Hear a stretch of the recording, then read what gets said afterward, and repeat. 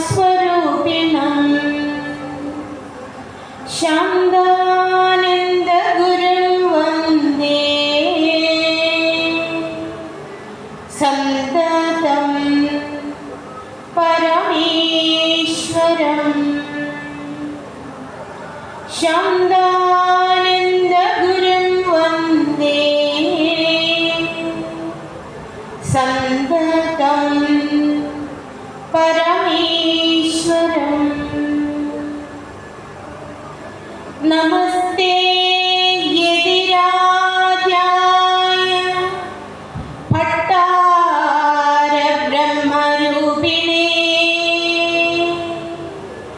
यद्विवर्तमिदं भाति जगत्प्रातिदिकं परम्। ओम श्री विद्याधिराजाय नमः।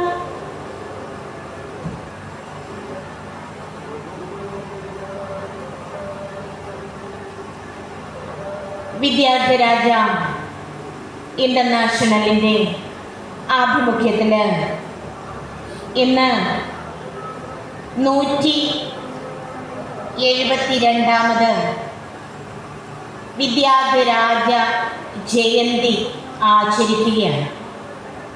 ഈ സമ്മേളന വേദിയിൽ ഉപവിഷ്ടരായിരിക്കുന്ന സമാദരണീയരായ മഹത്തുക്കളെല്ലാം തന്നെ വിദ്യാധിരാജ പരമഭട്ടാരക ചട്ടമ്പിസ്വാമി തിരുവടികളുടെ അദൃശ്യമായ അനുഗ്രഹ കടാക്ഷം ഹൃദയത്തിൽ വഹിച്ചുകൊണ്ട് ഇവിടെ വിരാജിക്കുന്നവരാണ്. ഈ മഹാജയന്തി സമ്യക്കായി ആചരിക്കുന്ന ഈ സന്ദർഭത്തിൽ അലൗകിക സിദ്ധ പുരുഷനായിരിക്കുന്ന അദ്വൈത സത്യസ്വരൂപമായിരിക്കുന്ന വിദ്യാധിരാജ പരമഭട്ടാരക ചട്ടമ്പിസ്വാമി തിരുവടികളുടെ ആന്തരിക ഹൃദയ തേജസ് അദ്വയ സത്യം തന്നെ എന്ന് തിരിച്ചറിയുന്നതിന്, അതനുസരിച്ച് സ്വജീവിതം ധന്യമാക്കുന്നതിന് ഇവിടെ എത്തിച്ചേർന്നിരിക്കുന്ന വിദ്യാധിരാജ പരമഭട്ടാരക ചട്ടമ്പിസ്വാമി തിരുവടികളുടെ പാതാരവിന്ദങ്ങളെ പൂജിച്ചാരാധിക്കുന്ന ഭക്തജനങ്ങളെ, ആത്മസ്വരൂപികളെ, വിദ്യാധിരാജൻ അദ്വയ സത്യസ്വരൂപം തന്നെയായിരുന്നു. കാലാതീതമായിരിക്കുന്ന സത്യത്തെ സ്വയം അനുഭവിച്ചുകൊണ്ട് ആ അദ്വയ ചൈതന്യ പ്രഭയായി എന്നും എക്കാലവും ഒരുപോലെ വിരാജിക്കുന്ന മഹാ ഋഷി. 1853 ഓഗസ്റ്റ് 25, 1024 ചിങ്ങം 11 ഭൂജാതനായ മഹാ സത്യദർശിയുടെ ജീവിത ദർശനങ്ങൾ, ജീവിത ചരിത്രം ഇവിടെ എത്തിയിരിക്കുന്ന എല്ലാവർക്കും സുപരിചിതമാണ്. ഏവരും പഠിച്ചിട്ടുണ്ട്. അതുകൊണ്ട് അതിലേക്ക് കൂടുതൽ കടക്കുന്നില്ല. എങ്കിൽ തന്നെയും വാസുദേവ ശർമ്മയുടെയും നങ്ങമ്മ ദേവിയുടെയും മകനായി ജന്മം കൊണ്ട കുഞ്ഞൻ പിള്ളയ്ക്ക് അയ്യപ്പന് ബാല്യകാലം വളരെ കഷ്ടപ്പാടോട് കൂടിയതായിരുന്നു. ജീവിത നിവൃത്തിക്ക് വേണ്ടി ധനം വേണ്ട രീതിയിൽ ഇല്ലായിരുന്നു. വിദ്യ അഭ്യസിക്കുന്നതിനുള്ള മാർഗങ്ങൾ ഇല്ലായിരുന്നു. എല്ലാ തരത്തിലും കഷ്ടപ്പാട് എന്താണെന്ന് അറിഞ്ഞ് ജീവിതം നയിച്ച കുഞ്ഞൻ പിള്ള ശ്രീ അയ്യപ്പൻ ചട്ടമ്പി സ്വാമിയായത് എങ്ങനെയാണ് എന്ന് നിങ്ങൾക്കറിയാം അല്ലേ? കൊച്ചുകുട്ടികളൊക്കെ ചോദിക്കും, എന്താണ് സ്വാമി തിരുവടികളെ ചട്ടമ്പി ചട്ടമ്പി എന്ന് വിളിക്കുന്നത് എന്ന്. എന്താണ് കാരണം? ആരെങ്കിലും ഒന്ന് ഉത്തരം പറയാമോ? ക്ലാസ് മോണിറ്റർ ആയിരുന്നു. അതായത് ചട്ടം അൻപുന്നവൻ, നിയമങ്ങളെ നേർവഴിക്ക് കൊണ്ട് നടക്കുന്നവൻ എന്ന അർത്ഥത്തിൽ സ്കൂൾ ജീവിത കാലത്ത് ലഭിച്ചിരുന്ന ആ മഹാനാമധേയം ആചാര്യവരിഷ്ഠന്റെ നാമധേയമായി തന്നെ തീർന്നതിന് പ്രകൃതിയുടെ ഒരു നിയോഗം തന്നെ ഉണ്ട് എന്ന് ഞാൻ മനസ്സിലാക്കുന്നു. കാരണം ഇന്നും ആ അദ്വയ സത്യത്തിന്റെ തപോബലത്തോടു കൂടി തന്നെ പ്രകൃതിയുടെ അസന്തുലിതാവസ്ഥയെ ഇല്ലാതാക്കി സമദർശന ഭാവന നടപ്പാക്കുന്നതിന് വേണ്ടി എല്ലാ തരത്തിലും ചട്ടങ്ങളെ നേരാവണ്ണം നയിച്ചുകൊണ്ട് ചട്ടമ്പി സ്വാമിയായി വിരാജിക്കുന്നു എന്ന് വേണം നമുക്ക് മനസ്സിലാക്കാൻ. സ്വാമി തിരുവടികൾ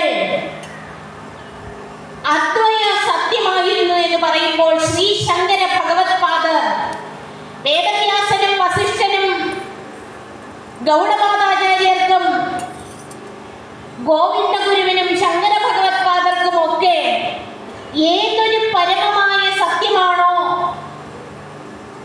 ഈ പ്രപഞ്ചത്തിന്റെ മഹാരഹസ്യമായി അവർ അനുഭവപ്പെടുത്തിയത്, അതേ സത്യത്തെ തന്നെ ഒട്ടും കുറയാതെ ആ അദ്വയ രഹസ്യത്തെ സമ്യക്കായി ദർശിച്ച് അനുഭവിച്ചു.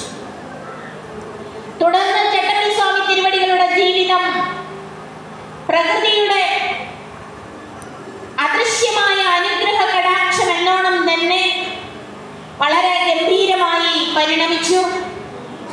സുബ്ബാജട പാടികളോടൊപ്പം പോകാനും തൈക്കാട്ടയ്യാവിന്റെ സ്ഥാനത്ത് വെച്ച് ജ്ഞാന പ്രജാഗരൻ എന്ന വിദ്വത് സഭയിൽ പങ്കെടുത്തുകൊണ്ട് ഇരിക്കുമ്പോഴാണ് സുബ്ബാജട പാടികളെ കാണുവാനും അദ്ദേഹത്തിന്റെ അടുക്കൽ നിന്ന് ചട്ടമ്പി സ്വാമി തിരുവടികൾക്ക് വ്യാകരണം, തർക്കം, വേദാന്തം, വേദങ്ങളുടെ സർവ വിഷയങ്ങളും പഠിക്കുന്നതിനുള്ള അവസരം സംസിദ്ധമായത്.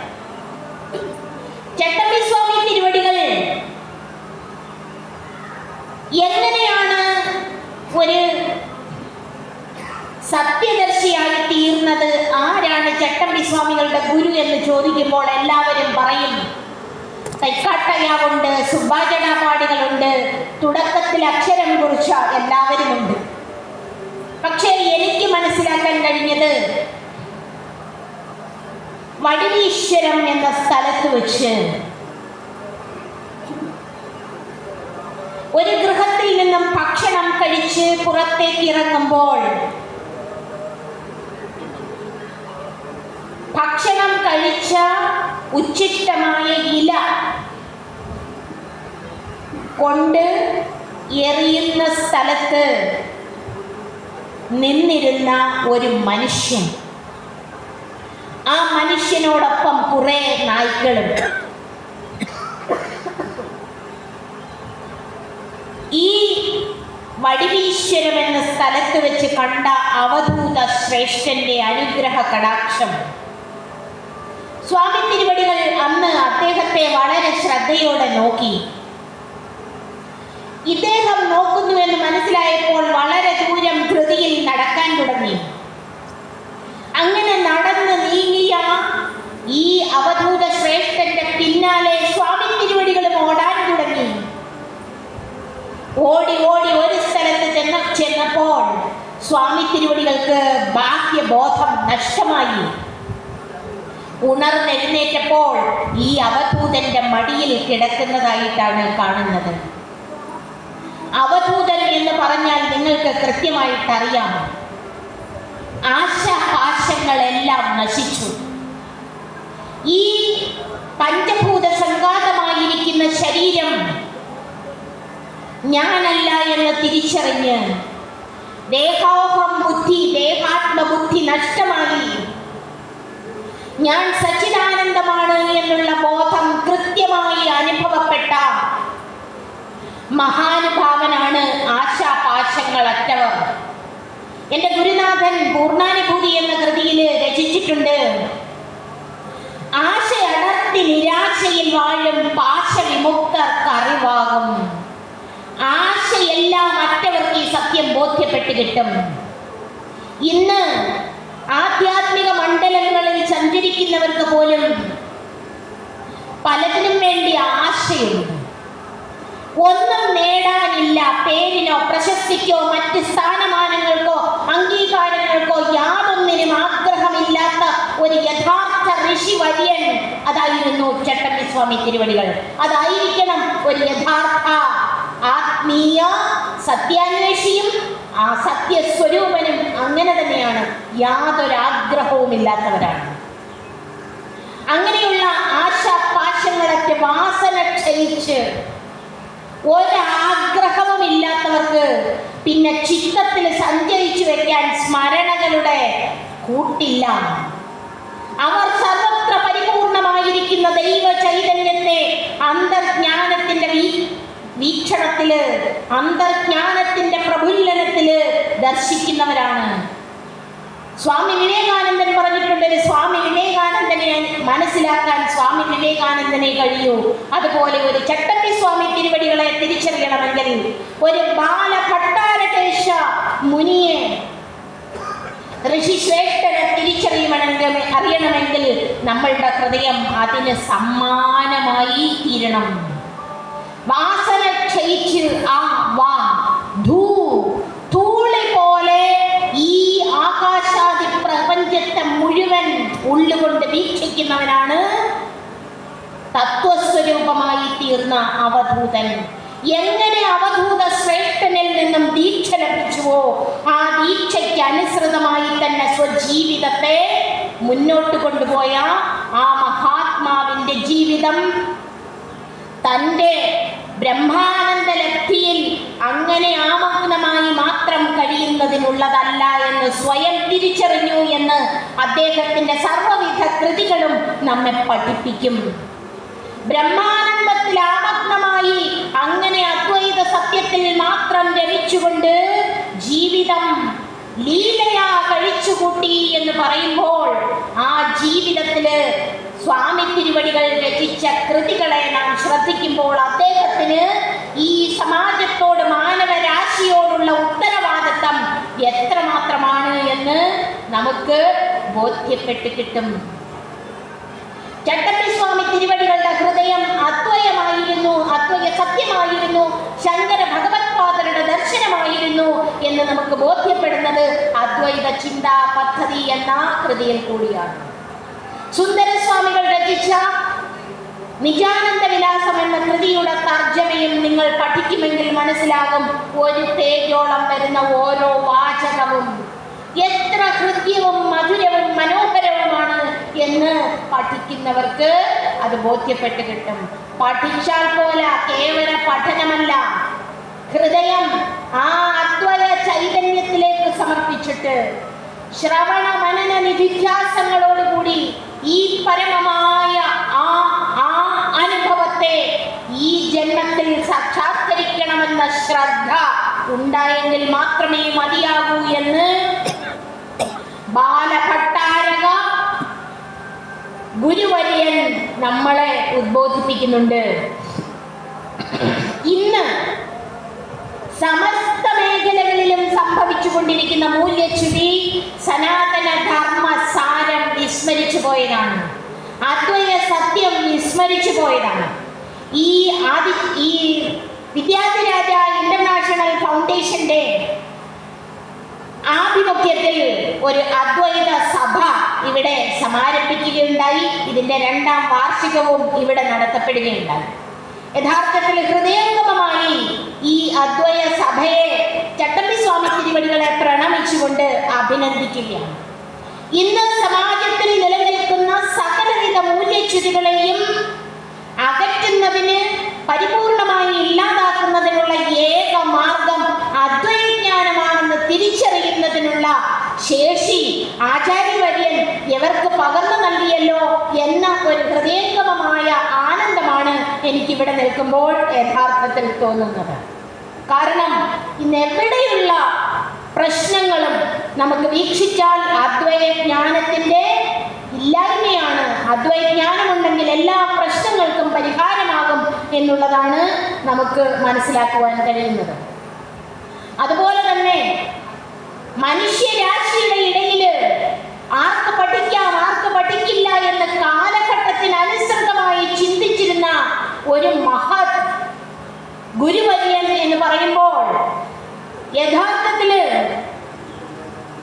ചട്ടമ്പിസ്വാമി തിരുവടികളുടെ കാലത്ത് നിലനിന്നിരുന്ന ജാതി വ്യവസ്ഥക്കെതിരെ, അന്ന് നിലനിന്നിരുന്ന വേദ അധികാരത്തിനെതിരെ ശിരസുയർത്തി സംവദിക്കാൻ തൂലികയെ പടവാളാക്കിയ ഒരു ഋഷിശ്രേഷ്ഠൻ. ഇതെഴുതുന്നതിന് കരുത്ത് വേണം, പറയുന്നതിന് ആന്തരിക ജ്ഞാനത്തിന്റെ ശക്തി വേണം. അങ്ങനെ ആന്തരിക ആ ജ്ഞാന നൈർമല്യത്തിന്റെ പിൻബലത്തോടുകൂടി വേദാധികാര നിരൂപണം എന്ന ഗ്രന്ഥം രചിച്ചിട്ട് ആ ഗ്രന്ഥം അന്നത്തെ കാലത്ത് പ്രചരിപ്പിക്കണമെങ്കിൽ ഇന്നത്തെ കാലം പോലല്ല, അന്നത്തെ ചരിത്ര സംഭവം മുഴുവൻ വളരെ കൃത്യമായി ഗ്രഹിക്കണമെങ്കിൽ ആ വേദാധികാര നിരൂപണം വായിച്ചു പഠിക്കണം. പഠിച്ചെങ്കിൽ മാത്രമേ ചട്ടമ്പിസ്വാമി തിരുവടികൾ ചെയ്ത മഹത്തായ ദൗത്യ നിർവഹണത്തെ പറ്റി നമുക്ക് മനസ്സിലാക്കുവാൻ കഴിയുകയുള്ളൂ. ന സ്ത്രീ ശൂദ്രവും വേദമധീയതാം, സ്ത്രീക്കും ശൂദ്രനും അന്നത്തെ ജാതി വ്യവസ്ഥ അനുസരിച്ച് ഓരോരുത്തർക്കും ഉണ്ടായിരുന്ന സ്ഥാനമാനങ്ങൾ എവിടെയായിരുന്നു എന്ന് മനസ്സിലാക്കണമെങ്കിൽ നാം വേദാധികാര നിരൂപണം പഠിക്കുകയേ മാർഗമുള്ളൂ. ഏത് ജാതിയായിരുന്നു, വർണ്ണവ്യവസ്ഥയിൽ ഏത് സ്ഥാനമാനമായിരുന്നു ഓരോരുത്തർക്കും കൽപ്പിച്ച് നൽകിയിരുന്നത് എന്ന് പഠിച്ചു മനസ്സിലാക്കാൻ ഞാൻ നിങ്ങളോട് പ്രാർത്ഥിക്കുന്നു. എങ്കിൽ മാത്രമേ ഇന്ന് എന്താണ് അനുഭവിച്ചു കൊണ്ടിരിക്കുന്നത് എന്ന് ഓരോരുത്തർക്കും മനസ്സിലാവുകയുള്ളൂ. അന്ന് ഗാർഗിയെയും മൈത്രേയെയും കാർത്യായനിയെയും ഒക്കെ ഉദ്ധരിച്ചുകൊണ്ട് സ്ത്രീകൾക്ക് വേദത്തിന് അധികാരമുണ്ട് എന്ന് ഉച്ചൈസ്തരം ഈ ഗ്രന്ഥത്തിലൂടെ പറഞ്ഞു. യഥാർത്ഥത്തിൽ വേദവൈദിക കാലത്ത് തന്നെ അനേകം ഋഷികമാരുണ്ടായിരുന്നു, ഋഷിണിമാരുണ്ടായിരുന്നു. അതൊക്കെ വിസ്മരിച്ചുകൊണ്ട് കാലം വീണ്ടും ആ ആധ്യാത്മിക സാംസ്കാരിക മൂല്യച്യുതി സംഭവിക്കുമ്പോൾ അവതാര വരിഷ്ഠന്മാർ അതിനെയൊക്കെ ഇല്ലാതാക്കുന്നതിന് വേണ്ടി എങ്ങനെയാണ് പ്രവർത്തിക്കുന്നത് എന്ന് നമുക്ക് സ്വാമി തിരുവടികളുടെ പ്രവർത്തനത്തിൽ നിന്നും മനസ്സിലാക്കാൻ കഴിയുന്നതാണ്. നിഷാദന്റെ മകനായ കവശന് ശൂദ്രനായിരുന്ന ജ്ഞാനശ്രുതിക്ക് എങ്ങനെയാണ് വേദമന്ത്രങ്ങൾ ഉച്ചരിക്കാനും പഠിക്കാനും കഴിഞ്ഞിരുന്നത് എന്ന് വേദപ്രമാണ ഗ്രന്ഥമായിരിക്കുന്ന ഈ വേദാധികാര നിരൂപണം പഠിച്ചാൽ മനസ്സിലാകും.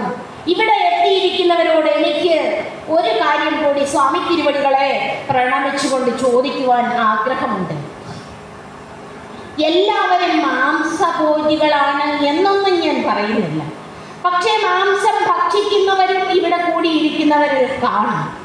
പക്ഷേ ജീവകാരുണ്യ നിരൂപണം എന്ന ബ്രഹ്മശ്രീ വിദ്യാധിരാജ പട്ടാലകേശന്റെ കൃതി വായിക്കുന്നവർ ഒരിക്കലും മാംസം ഭക്ഷിക്കില്ല. അത്ര ജീവകാരുണ്യ സ്വരൂപനായിരുന്നു ചട്ടമ്പിസ്വാമി തിരുവടികൾ. നാം ഈ ജീവവർഗങ്ങളെ കൊന്ന് തിന്നുന്നതിന് എന്തിനിത്ര ആഭിമുഖ്യം, ഇത്ര താല്പര്യം കാണിക്കുന്നു? നമുക്ക് അതിൻ്റെ ആവശ്യമുണ്ടോ? ഈ ശരീരത്തിൻ്റെ നിലനിൽപ്പ് എന്തിനു വേണ്ടിയാണ്? നാം എന്തിന് ശരീരം എടുത്തു? ഈ ശരീരം കൊണ്ട് നമുക്ക് സാധ്യമാകേണ്ടത് എന്താണ് എന്ന് ഇവിടെ ഇരിക്കുന്ന ഓരോരുത്തരും ഉറക്കെ ചിന്തിക്കണം. മഹാനുഭാവനായ നമ്മളുടെ അധ്യക്ഷൻ Vidyadhiraja international president doctor DM Vasudevan ഒരു ഓങ്കോളജിസ്റ്റ് ആണ് എന്ന് ഓങ്കോളജിസ്റ്റ് ആയിരുന്നു എന്ന് ഇന്നാണ് എനിക്ക് മനസ്സിലാക്കാൻ കഴിഞ്ഞത്. ജീവകാരുണ്യ നിരൂപണം എന്ന ഗ്രന്ഥത്തിലെ മാംസഭക്ഷണം നിങ്ങൾ കഴിക്കുമെങ്കിൽ ക്യാൻസർ മുതലായ രോഗങ്ങൾ വരുമെന്നും ആ ഗ്രന്ഥത്തിൽ സയൻസിനെ വളരെയധികം സ്വാമി തിരുവടികൾ ഉദ്ധരിക്കുകയും ചെയ്യുന്നുണ്ട്. അമേരിക്കയിൽ നടത്തിയ പഠനം, അതുപോലെ മിൽട്ടൺ, ഐസക് ന്യൂട്ടൺ തുടങ്ങിയവരൊക്കെ പ്യുവർ വെജ് ആയിരുന്നു, സസ്യാഹാരികളായിരുന്നു എന്നും പറഞ്ഞിട്ടുണ്ട്. ഇനിയും നിങ്ങളോട് ഒരു കാര്യം കൂടി പറയട്ടെ. ചട്ടമ്പി സ്വാമി തിരുവടികൾ ഒരിക്കലും മാംസഭക്ഷണത്തെ അംഗീകരിച്ചിരുന്നില്ല. ഒരു പ്രാണിയെ പോലും ഒരു തരത്തിലും ഉപദ്രവിക്കരുത് എന്ന് പറഞ്ഞ ആ വിദ്യാധിരാജ ഭട്ടാരകേശന്റെ ഭക്തരായിരിക്കുന്ന നാം ഓരോരുത്തരും ഒരു കാരണവശാലും മാംസം ഉപയോഗിക്കരുത് എന്നാണ് എനിക്ക് പറയുവാനുള്ളത്. ഇത് കേൾക്കുമ്പോൾ നിങ്ങൾ ഒരു പക്ഷേ ഇതിന് പലതരത്തിലുള്ള വിവരണങ്ങൾ മുന്നിലേക്ക് വച്ചേക്കാം.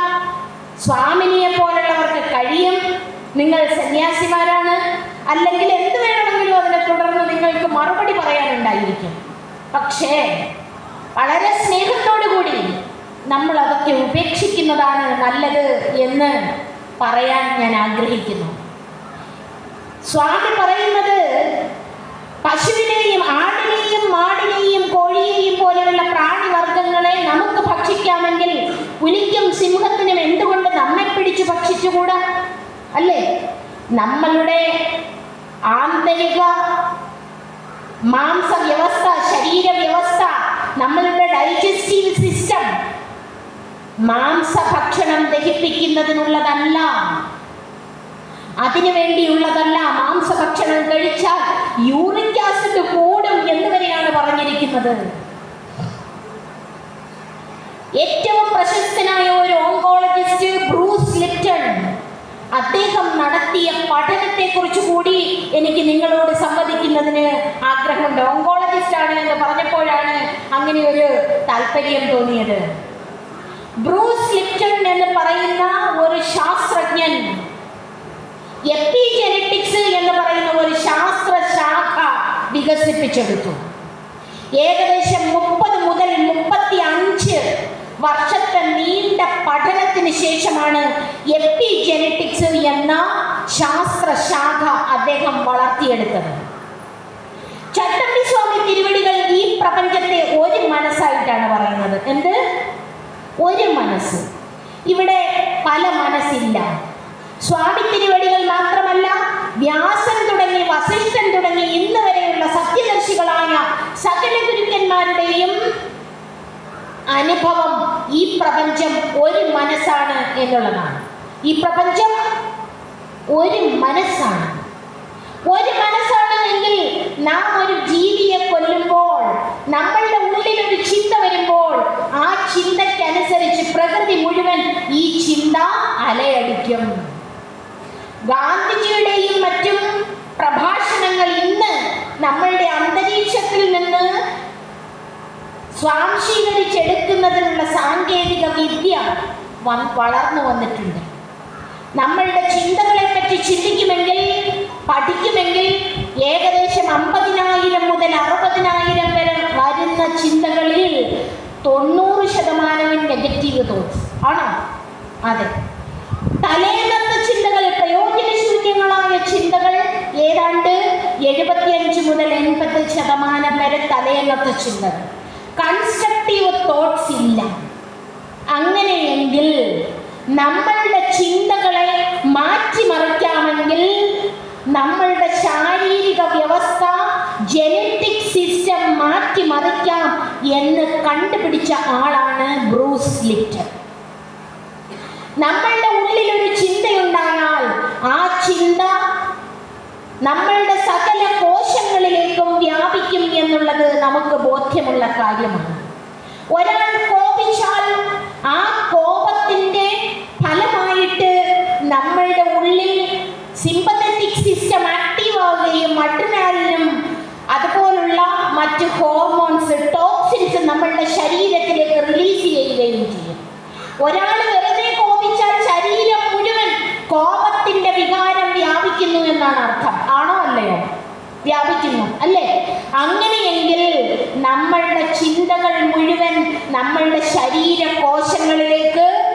വ്യാപിക്കുന്നു. തെറ്റായ ചിന്തകൾ, പാടില്ലാത്ത ചിന്തകൾ നമ്മളുടെ ഉള്ളിൽ വന്നാൽ അത് മുഴുവൻ ടോക്സിൻസ് വന്ന് നമ്മളുടെ കോശങ്ങളെ വ്രണപ്പെടുത്തുന്നു. ചട്ടമ്പി സ്വാമി തിരുവടികൾ പറഞ്ഞിരിക്കുന്നത് മൃഗങ്ങളെക്കാൾ കഷ്ടമാണ് മനുഷ്യർ മാംസഭോജികളാണ് എങ്കിൽ. എന്തുകൊണ്ടാണെന്നറിയുമോ? ചട്ടമ്പി സ്വാമി തിരുവടികളുടെ ജീവകാരുണ്യ നിരൂപണമാണ് ഈ പറയുന്നത്. മൃഗങ്ങളാകട്ടെ, സിംഹമാകട്ടെ, പുലിയാകട്ടെ, ഒരു ജീവിയെ പിടിച്ചാൽ അതിനെ കൊടുന്നനെ അങ്ങ് ഭക്ഷിച്ച് ഇല്ലാതാക്കും, അല്ലേ? അതിൻ്റെ വേദന അപ്പാടെ തീരും. എന്നാൽ മനുഷ്യൻ അതിനെ എത്ര ദിവസം ഭക്ഷണമില്ലാതെ ദ്രോഹിക്കും?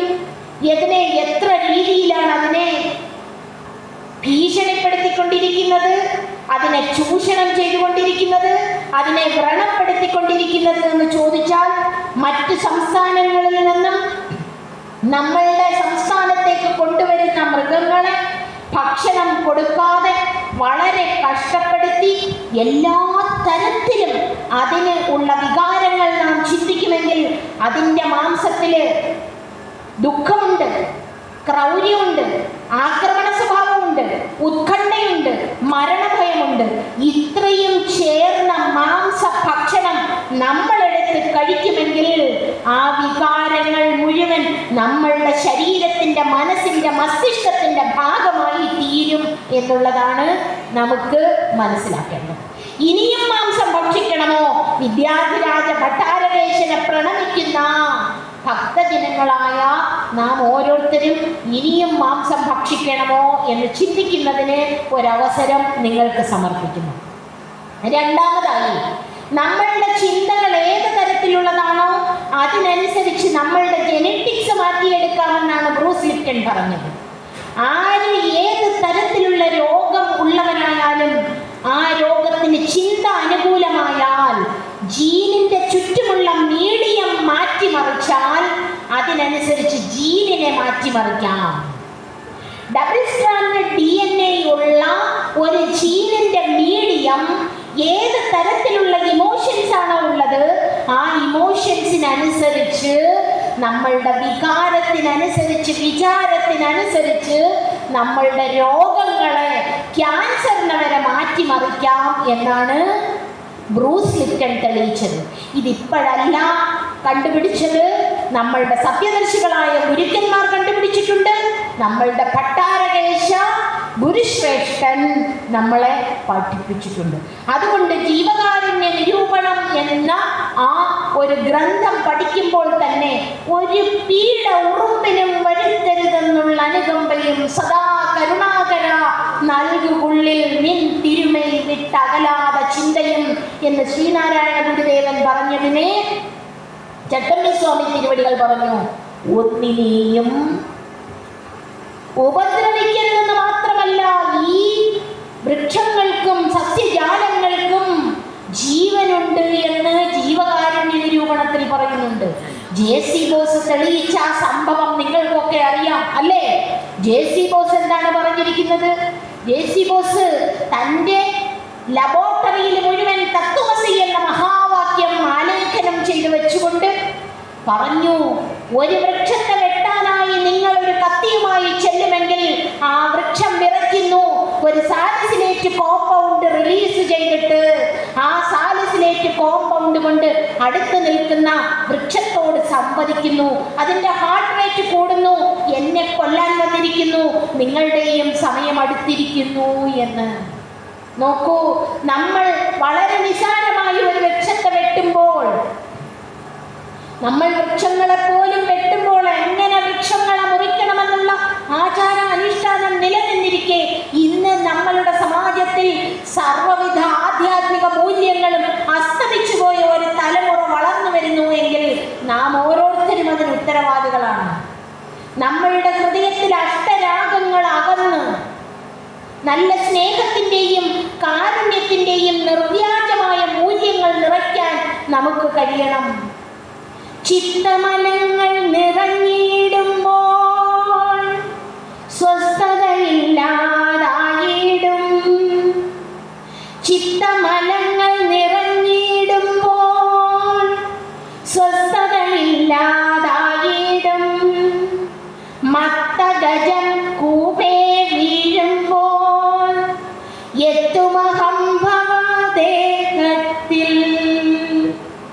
ചിത്തത്തിലെ മലങ്ങൾ നിറഞ്ഞാൽ ഒരു സ്വസ്ഥതയും കാണത്തില്ല. ഈ ഉലകത്തിൽ ആരോടെങ്കിലും വെറുപ്പെന്ന വികാരമുണ്ടായാൽ അത് ആരെയാണ് ദുഷിപ്പിക്കുന്നത്? അവരവരുടെ ശരീരത്തിനത് രോഗങ്ങളെ ഉണ്ടാക്കും. മാത്രമല്ല ആ വികാരങ്ങൾ ഈ യൂണിവേഴ്സിന്റെ സബ്കോൺഷ്യസ് മൈൻഡിലേക്ക് പ്രക്ഷേപണം ചെയ്യും. നമ്മൾ വിചാരിക്കരുത് നമ്മളുടെ ചിന്ത നമ്മളുടെ ഉള്ളിൽ തന്നെ ഒതുങ്ങി നിൽക്കുകയാണ് എന്ന് ഒരിക്കലും വിചാരിക്കരുത്. പിന്നെയോ നമ്മളുടെ ചിന്ത അത് ക്രൗര്യമാകട്ടെ, ദ്വേഷമാകട്ടെ, അസൂയയാകട്ടെ, മത്സരമാകട്ടെ, കോൾ ജുങ് പറഞ്ഞിരിക്കുന്നത് it will be deposited in the subconscious mind of the universe. യൂണിവേഴ്സിന്റെ സബ്കോൺഷ്യസ് മൈൻഡിലേക്ക് അത് ഡെപ്പോസിറ്റ് ചെയ്യും. That means we are committing a social crime. നമ്മളൊരു സോഷ്യൽ ക്രൈം കമ്മിറ്റ് ചെയ്യുന്നത്. അതുകൊണ്ട് നമുക്കൊരു റെസ്പോൺസിബിലിറ്റി ഉണ്ട്, ഉത്തരവാദിത്തമുണ്ട്, കടമയുണ്ട്. നല്ലത് ചിന്തിക്കണം, നല്ലത് പറയണം, നല്ലത് പ്രവർത്തിക്കണം. ഇത് ഭട്ടാരകേശന് ചട്ടമ്പിസ്വാമി തിരുവടികൾക്ക് വളരെ വ്യക്തമായിട്ട് അറിയാമായിരുന്നു.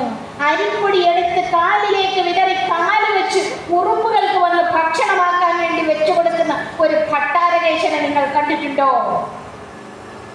ഓരോ ഗൃഹത്തിലും ചെന്ന് 3 ദിവസം താമസിച്ചുകൊണ്ട് സാധാരണ മനുഷ്യനെ പോലെ ഇവിടെ കഴിഞ്ഞിരുന്ന ഒരു വിദ്യാധിരാജനെ നമുക്ക് കാണാൻ കഴിയണം. ഒരു വീട്ടിൽ കയറി ചെന്നപ്പോൾ പറഞ്ഞു, ഇന്ന് നമുക്ക് കുമ്പളങ്ങാക്കറി ഉണ്ടാക്കാം. സ്വാമിജി, അതിനിവിടെ കുമ്പളങ്ങ ഇല്ലല്ലോ. വരും, അത് കുഴപ്പമില്ല, പറമ്പിൽ നിന്ന് പറിക്കാം. സ്വാമിജി, അത് മുകളിലാണ്, കുഴപ്പമില്ല, വരൂ. സ്വാമി അവിടുത്തെ ഗൃഹനാഥനെയും കൂട്ടി പുറത്തേക്ക് ഇറങ്ങി. ആ കുമ്പളങ്ങ ചെടിയോട് പറഞ്ഞു, എന്തേ മുകളിൽ നിൽക്കുന്നത്, താഴേക്ക് വരൂ. ഉടനെ തന്നെ കുമ്പളങ്ങ താഴേക്ക് വന്നു എന്ന് പറഞ്ഞ ഇതൊക്കെ അത്ഭുതം നിറഞ്ഞ കഥകളല്ലേ എഴുതി വെച്ചിരിക്കുന്നത്. ആണ്, അത്ഭുതം നിറഞ്ഞ കഥകളാണ്. അത്ഭുതം നിറഞ്ഞ കഥകളാണെന്ന് വിശ്വസിക്കേണ്ടവർ വിശ്വസിക്കും. പക്ഷെ അതിനങ്ങേപ്പുറത്തേക്ക് മനസ്സിന്റെ ശക്തിക്ക് അസാധ്യമായിട്ടൊന്നുമില്ല എന്ന് തിരിച്ചറിയാൻ കഴിയുന്ന ഒരു മഹത് ദർശനം ഇവിടെ ഉണ്ടായിരുന്നുവെന്നും അങ്ങനെയുള്ള മഹത്തുക്കൾ ഉണ്ടായിരുന്നുവെന്നും അവരെപ്പോഴും ഇത് വെളിപ്പെടുത്തില്ല. അവർ സാധാരണക്കാരെ പോലെ ജീവിക്കുമെന്നും തിരിച്ചറിയണം എന്നൊരു അപേക്ഷയുണ്ട്. ഒരിക്കലും സത്യദർശികൾ തൻ്റെ അത്ഭുത വൈഭവത്തെയോ സിദ്ധി വൈഭവത്തെയോ ഒന്നും പുറമെ പ്രകടിപ്പിക്കില്ല, ഒരിക്കലും പ്രകടിപ്പിക്കില്ല. സമയം അതിക്രമിക്കുന്നു, നിർത്തിക്കോളാം. അതുകൊണ്ട് ഭാവനയ്ക്ക് വളരെയധികം ശക്തിയുണ്ട്. ഒരു ദിവസം സ്വാമി തിരുവടികൾ ശിക്ഷണങ്ങളുമായി പോവുകയായിരുന്നു. സ്വാമിജി വല്ലാതെ വിശക്കുന്നു. ഉച്ചസമയം 2 മണി കഴിഞ്ഞു. ഇനി എന്ത് ചെയ്യും? ഭക്ഷണം കഴിക്കണ്ടേ? ഭക്ഷണം കഴിക്കാൻ എല്ലാവരുടെയും വിശപ്പ് മാറ്റാൻ സ്വാമി തിരുവടികൾക്ക് ഏറെ ദൂരം നടന്നു പോകണമായിരുന്നു. സ്വാമി പറഞ്ഞു, ഒരു കാര്യം ചെയ്യും, നിങ്ങൾ എല്ലാവരും ഇരിക്കൂ, ഞാനൊരു വിദ്യ ചെയ്യാം. എല്ലാവരെയും ഇരുത്തി. കൂടെ ഉണ്ടായിരുന്നവരൊക്കെ ഇരുന്ന് കഴിഞ്ഞപ്പോൾ സ്വാമി തിരുവടികൾ പറഞ്ഞു, അതാ ഒരു നല്ല തൂശനില നിങ്ങളുടെ മുമ്പിലേക്ക് വന്നു വീഴുന്നു. ആ തൂശനിലയിൽ പച്ചടി, അവിയല്, തോരൻ, അച്ചാർ ഇതെല്ലാം വിളമ്പി കഴിഞ്ഞു. നല്ല കുത്തരി നെല്ല് കൊണ്ടുണ്ടാക്കിയ ചോറ്, ചൂട് ചോറ് അതാ നിങ്ങളുടെ ഇടയിലേക്ക് വിളമ്പിക്കഴിഞ്ഞു. കുറച്ച് പരിപ്പാകാം, സ്വല്പം നെയ്യും. പരിപ്പും പപ്പടവും ഒക്കെ കൂട്ടി എല്ലാവരും കഴിച്ചുകൊള്ളുക. കഴിച്ചു. അത് കഴിഞ്ഞപ്പോൾ പറഞ്ഞു, ഇനി കുറച്ച് നല്ല കൊട്ടാരക്കര പുളിക്കറിയാകാം. അത് സ്വാമിജിയുടെ ഇഷ്ടമുള്ള ഒരു ഭക്ഷണമായിരുന്നു, അതുണ്ടാക്കുമായിരുന്നു. സ്വാമിജി ഗൃഹങ്ങളിൽ പോയി ഇത് പാചകം ചെയ്യും, അത് ഒഴിച്ചു കൊടുത്തു. സ്വല്പം പായസവും ആകാം. ഇത്രയും കഴിഞ്ഞപ്പോഴേക്ക് എല്ലാവരുടെയും വിശപ്പ് മാറി മൃഷ്ടാന്നം ഭുജിച്ച ഒരു ആന്തരിക നിലയും വന്നു. യഥാർത്ഥത്തിൽ സ്വാമിജിയുടെ കയ്യിലൊന്നുമില്ല, ഭക്ഷണം കൊടുക്കാനില്ല. സങ്കല്പത്താലാണ് കൊടുത്തത്. സങ്കല്പത്താൽ കൊടുത്താൽ എല്ലാവരുടെയും വിശപ്പ് മാറുമോ? വിശപ്പ് മാറാൻ നല്ല മാർഗമുണ്ടോ? Imagination is everything. കാരണമായിരിക്കുന്നത്. സങ്കല്പത്വാ സിദ്ധി, സങ്കല്പേന സിദ്ധി, സങ്കല്പം കൊണ്ട് സിദ്ധിക്കും. എല്ലാത്തിനും കാരണം സങ്കല്പമാണ്. ഇവിടെ ഇരിക്കുന്നവർക്ക് ആർക്കെങ്കിലും ദാരിദ്ര്യമുണ്ട് എങ്കിൽ ദാരിദ്ര്യത്തിന്റെ കാരണം സങ്കല്പമാണ്. സമ്പത്തുണ്ട് എങ്കിൽ അതിന്റെ കാരണം സങ്കല്പമാണ്. അപ്പൊ പ്രാരബ്ധമുണ്ട്. പക്ഷെ ഇപ്പൊ എന്താ ചിന്തിച്ചുകൊണ്ടിരിക്കുന്നത്? ഇന്നിവിടെ ലോ ഓഫ് അട്രാക്ഷൻ ഒക്കെ പറഞ്ഞ് പുതിയ പല സിദ്ധാന്തങ്ങളും അവതരിക്കുന്നുണ്ട് എങ്കിലും ഇതൊക്കെ വളരെ പണ്ടേ ഇവിടെ ഭവന്തി എന്ന് പറഞ്ഞ മഹത്തുക്കൾ ഉണ്ടായിരുന്നു. അങ്ങനെയുള്ള ഋഷിശ്രേഷ്ഠന്മാരുണ്ടായിരുന്നു. അത് ജീവിതത്തിൽ പകർത്തിയവരും ഉണ്ടായിരുന്നു. നമ്മളുടെ ഐൻസ്റ്റീൻ E=mc² എന്ന് കണ്ടുപിടിച്ച ഐൻസ്റ്റീൻ ലോകം കണ്ട ശാസ്ത്രജ്ഞന്മാരിൽ ഏറ്റവും പ്രഗത്ഭനായ ആ മഹാനുഭാവൻ എങ്ങനെയാണ് E=mc² കണ്ടുപിടിച്ചത് എന്ന് പറഞ്ഞു. എങ്ങനെയാണ്? ഒരു കുന്നിന്റെ മുകളിൽ കയറിയിരുന്നു ഒറ്റയ്ക്ക്. അവിടെ കയറിയിരുന്നു കൊണ്ട് സൂര്യരശ്മികളുമായി സ്വയം താൻ സഞ്ചരിക്കുന്നതായി ഭാവന ചെയ്തു. ഈ ഭാവനയിൽ കൂടിയാണ് തനിക്ക് E=mc² കിട്ടിയത് എന്ന് അദ്ദേഹത്തിന്റെ ഓട്ടോബയോഗ്രഫിയിൽ എഴുതി വെച്ചിട്ടുണ്ട്. പറയുന്നത് സങ്കല്പത്തിന്റെ ശക്തിയാണ്. സ്വാമി തിരുവടികളുടെ ജീവിത ചരിത്രത്തിൽ എഴുതി ചേർക്കപ്പെട്ട ഒരു അത്ഭുത കഥയാണ്. വിശ്വാസം ഉണ്ടാക്കുന്നതിന് വേണ്ടി എന്ത് വേണമെങ്കിലും നിങ്ങൾ വിശ്വസിച്ചുകൊള്ളൂ, പക്ഷെ സങ്കല്പത്തിന്റെ ശക്തിയെ വിശ്വസിക്കാതിരിക്കരുത്. സങ്കല്പത്തിന്റെ ശക്തിയെ വിശ്വസിക്കാതിരിക്കരുത്. Imagination is everything, knowledge is limited. അത് പറഞ്ഞത് ഐൻസ്റ്റീനാണ്. Imagination is the prelude to the life coming attractions. നിങ്ങളുടെ ജീവിതം എന്തായി തീരുമോ അതൊക്കെ നിങ്ങളുടെ ഭാവനയാലാണ്. അതുപോലെ ഇവിടെ മഹത്തായ ഒരു വിഭാവന നിർവഹിച്ചിട്ടുണ്ട്. അത് അദ്വൈത സഭയാണ്. അത് രണ്ടില്ലായ്മയുടെ ഒരു സഭയാണ്. ഏകത്വ ദർശനത്തിന്റെ അപരിമേയതയാണ്. യാതൊരുവിധ ഭേദദൃഷ്ടിയും ഇല്ലായ്മയുടെ ഒരു ശ്രദ്ധയാണ്. ആ ഭേദചിന്തകൾ അസ്തമിക്കുന്ന അനശ്വരാനന്ദത്തിന്റെ ആ അലൗകിക ആനന്ദത്തിന്റെ വൈഭവത്തിൽ അഭേദമായി തീരുന്നതിന് ഏവർക്കും അവസരമുണ്ട്. നമ്മളുടെ ഹൃദയത്തിലെ സകലവിധ ഭേദബുദ്ധികളെയും ദൂരെ വലിച്ചെറിയുക. അദ്വൈത സത്യസ്വരൂപനായിരിക്കുന്ന ചട്ടമ്പിസ്വാമി തിരുവടികളെ ഹൃദയത്തിൽ നിറയ്ക്കുക. ആ സത്യസ്വരൂപൻ നമുക്ക് അനുഗ്രഹം അരുളും, നമുക്ക് വഴികാട്ടും. കുടുംബത്തിൽ സമാധാനം സംസ്ഥാപനം ചെയ്യുന്നതിന് അഷ്ടരാഗങ്ങളെ അകറ്റുക, ഭേദബുദ്ധി ഇല്ലാതാക്കുക. ഇത് മാത്രമാണ് സത്യദർശികൾ നമ്മെ ഉദ്ബോധിപ്പിച്ചത്. ചട്ടമ്പിസ്വാമി തിരുവടികളുടെ കാര്യം പറയാനാണെങ്കിൽ ഇന്ന് നമ്മളുടെ ഡോക്ടർ ഒരു കാര്യം കൂടി പറഞ്ഞു, ജന്മം അവസാനിപ്പിക്കണം. പറയുന്നതിന് സമയമില്ല. എന്തായാലും ഈ ജന്മത്തിൽ അനുഭവിച്ച കഷ്ടതകളും ദുരിതങ്ങളും ഒക്കെ നമുക്ക് സുഖമെന്ന് തോന്നുമെങ്കിലും സ്നേഹസ്വരൂപികളെ ഇത് വേണ്ട എന്ന് ചട്ടമ്പിസ്വാമി തിരുവടികൾ പറഞ്ഞിട്ടുണ്ട്. ഇത് മനസ്സിലാക്കുന്നതിനുള്ള പൂജാ സമ്പ്രദായങ്ങൾ, അനുഷ്ഠാന സമ്പ്രദായങ്ങൾ ശ്രീചക്ര പൂജാ കൽപദ്രുമം എന്ന ഒരു കൃതിയിലൂടെ നമുക്ക് പറഞ്ഞു തന്നിട്ടുണ്ട്. ശൈവ സിദ്ധാന്തത്തിന്റെ വക്താവാണ് ചട്ടമ്പിസ്വാമി തിരുവടികൾ എന്ന് പറയുമ്പോൾ ഞാൻ കൃത്യമായിട്ട് പറയും, എൻ്റെ ചട്ടമ്പിസ്വാമി തിരുവടികൾ ശ്രീചക്ര പൂജാ കൽപദ്രുമം ആലേഖന വിധി സഹിതം എഴുതിയെങ്കിൽ ശ്രീവിദ്യ ഉപാസകനായിരുന്നു. ശ്രീ ശങ്കര ഭഗവത്പാദരും ശ്രീചക്ര പൂജ മാനസ പൂജയായി നിർവഹിച്ചിരുന്നു. എന്തായാലും സമയം അതിക്രമിക്കുന്ന ഇവിടെ ഏറെ പേര് സംസാരിക്കാനായിട്ടുണ്ട്. അതുകൊണ്ട് ഈ 172ാമത് വിദ്യാധിരാജ ചട്ടമ്പിസ്വാമികളുടെ തിരുജയന്തി, ജീവകാരുണ്യദേവന്റെ തിരുജയന്തി, അനശ്വരാനന്ദ സ്വരൂപമായിരിക്കുന്ന അലൗകിക സത്യസ്വരൂപമായിരിക്കുന്ന ആ അഭൗമ തേജസ്സിന്റെ അനുഗ്രഹ കടാക്ഷത്താൽ നിർവഹിച്ചതായി അറിയിച്ചുകൊള്ളട്ടെ. എല്ലാവർക്കും എല്ലാവിധ നന്മകളും സമാധാനവും സംതൃപ്തിയും ഐശ്വര്യവും നിതരാം ലഭിക്കട്ടെ എന്ന് പ്രാർത്ഥിച്ചുകൊണ്ട് തത്കാലം ഈ വാക്കുകൾ ആ അദൃശ്യ അനുഗ്രഹ ചൈതന്യത്തിൻ്റെ പാതാരവിന്ദങ്ങളിൽ എൻ്റെ ഗുരുനാഥൻ ബ്രഹ്മശ്രീ ശാന്താനന്ദഗിരി തൃച്ചേവടികളുടെ പാതാരവിന്ദങ്ങളിൽ പൂജാ മലരുകളായി അർപ്പിച്ചുകൊണ്ട് ഓം പരമഋഷിഭ്യോ നമ പരമഋഷിഭ്യ